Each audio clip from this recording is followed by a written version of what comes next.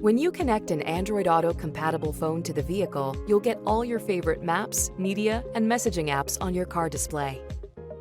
To use Android Auto on an Android 9.0 phone or earlier, download the Android Auto app from Google Play Store to your smartphone. Later models come with the app already installed.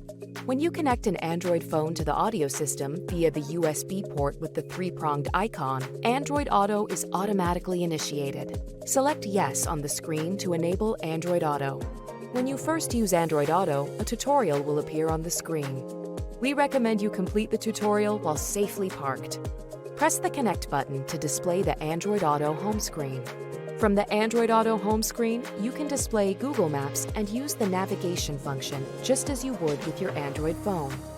Note that when the vehicle is in motion, you cannot make keyboard entries. Stop in a safe place to undertake a search or provide other input. Touch the phone icon to make and receive phone calls as well as to listen to voicemail.